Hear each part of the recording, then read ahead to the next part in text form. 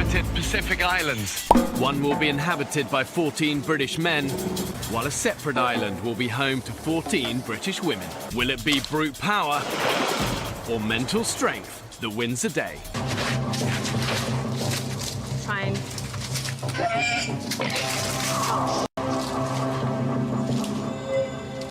One, two, three, go! Get in there, boys! Woo! Actually wrapping up a dinosaur. We just caught a prehistoric animal. A woman needs a man like a fish needs a bicycle. I think evidence begs to differ on that one.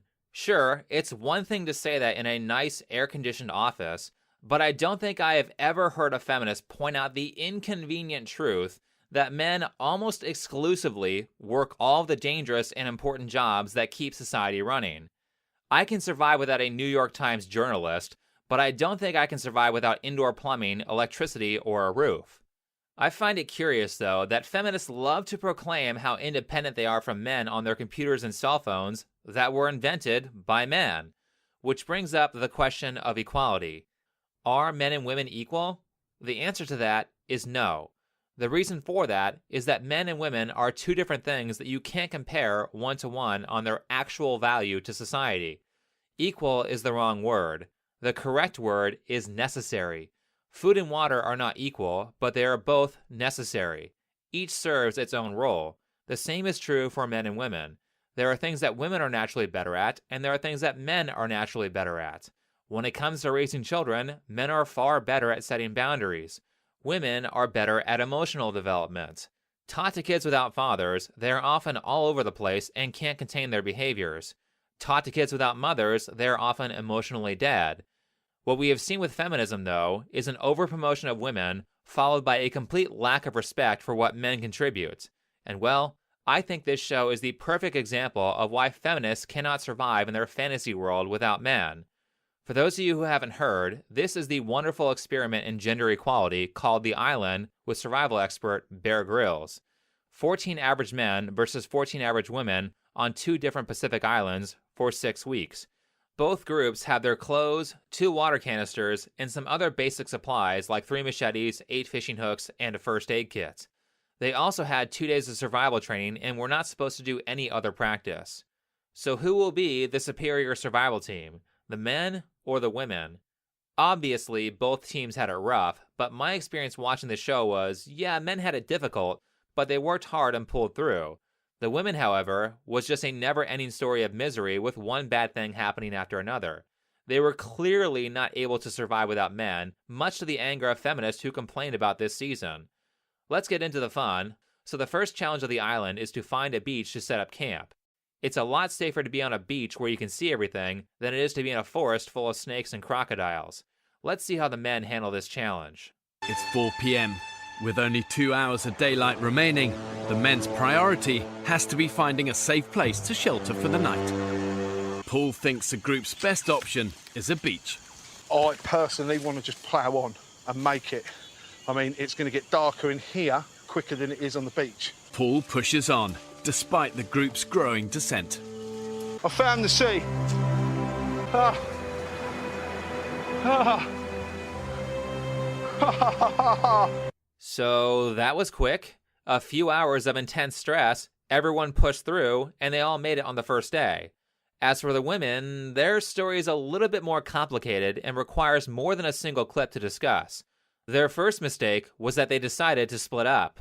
So one group's going to go look, and one group's going to stay here. Who's in the go group? Me. Can I come? Yeah. Have you got your whistles? Yes, we're whistled up. I can tell that these women watched way too much Scooby-Doo when they were kids.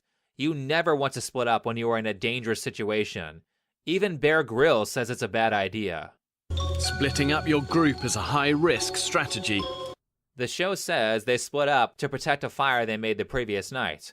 By the way, we're on day 2, and the women only ended up walking a few hundred feet away from their drop points.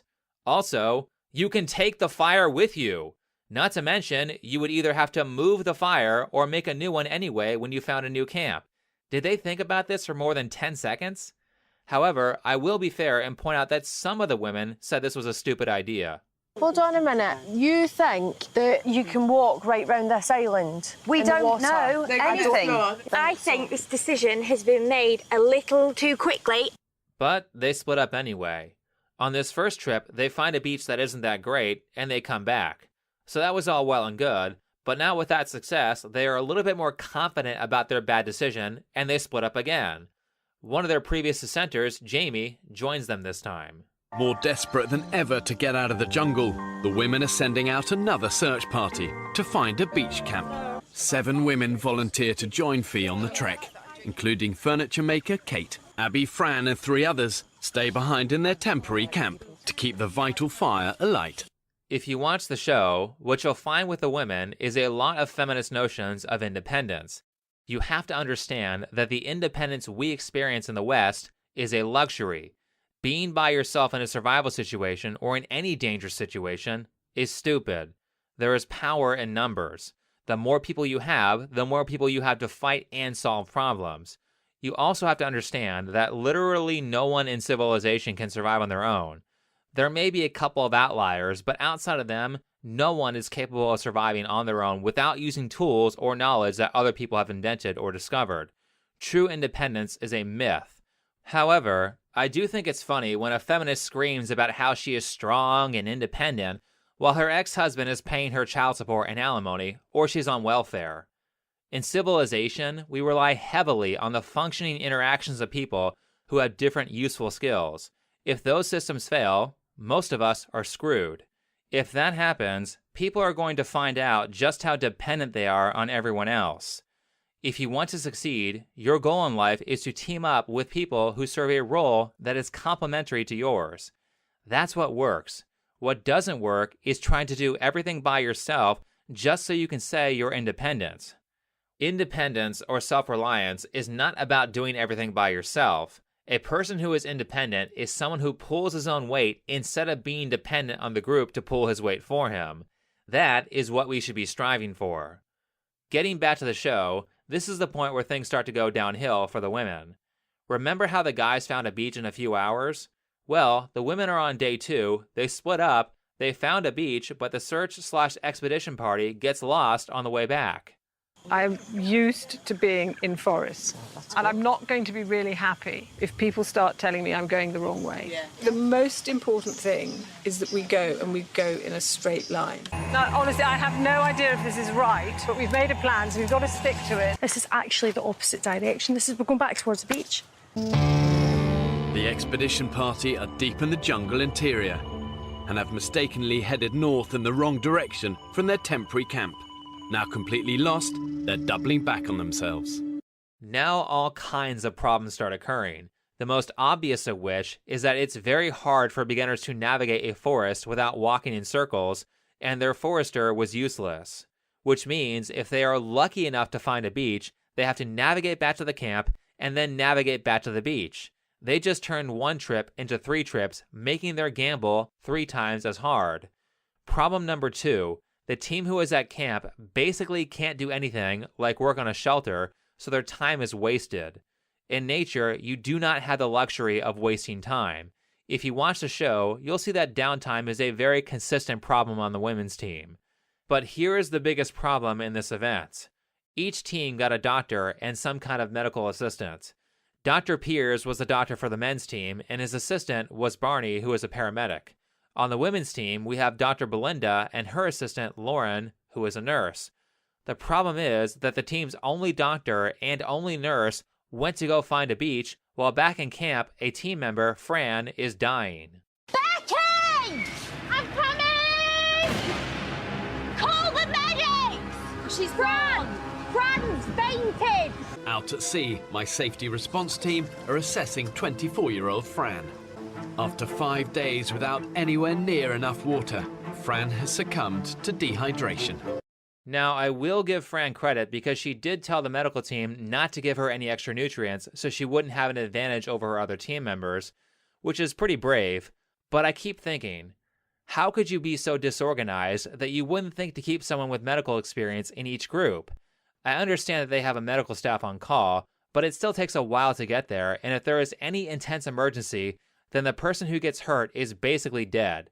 Certainly, if there was no on-call medical team, this would have been a very stupid move. So the medical team evaluates Fran, and it turns out that she got dehydrated. Dehydrated when earlier it was raining outside. Honestly, I know this is all hindsight and backseat driving, but I'm trying to be fair here. They had a massive water canister and a bunch of improvised bamboo cups. It's not too much of a stretch to put some of those cups outside and have them collect water for you. This is the first instance of several that the women get saved by the medical team, to which I will say the men never had an injury so severe that they absolutely had to be saved by the medical staff. One got stung by a non-lethal scorpion. They called the medical team for it, but he would have been fine. The second was Will, who fell and ruptured a tendon in his arm. Will was evacuated from the island so he wouldn't permanently damage his arm, but if he had no outside help, he would have survived.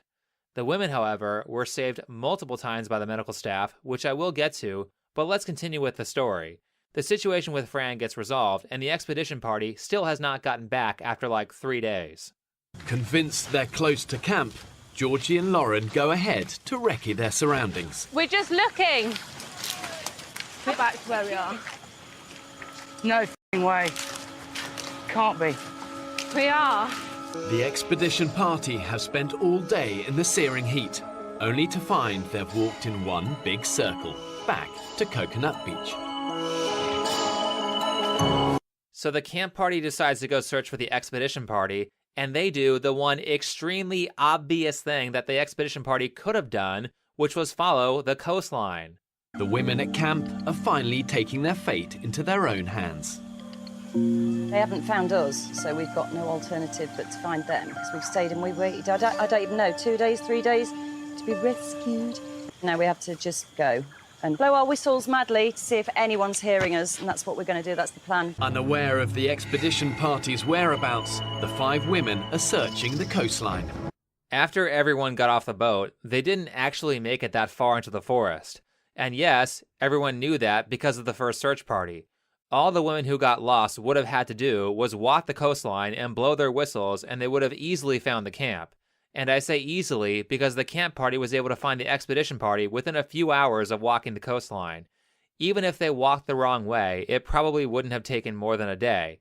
Just for comparison, I will point out that at the end of the show, 2 men, Kyle and Sam, got lost in the forest at night and were still able to make it back to camp in the same day. I will also point out that the fire the women were trying to protect went out, making the whole reason they split up completely pointless. Eventually, they find a beach to camp on after like a week. Meanwhile, the men have their entire camp set up. However, credit where credit is due, the women did make a fire on the first day, and the men didn't make one until day 2. Very nearly there. Here we go! Oh my God! Wow! Again, just put me out! Oh my God!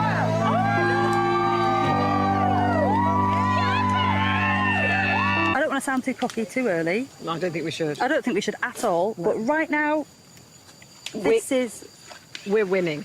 Although, once the men's fire is made, it never goes out, the entire 6 weeks. The women's fire, however, goes out multiple times and they could not restart it. This leads us to the second time the women had to get saved. The women have now been without water for more than 48 hours, and they are dangerously dehydrated. Their situation is now beyond critical.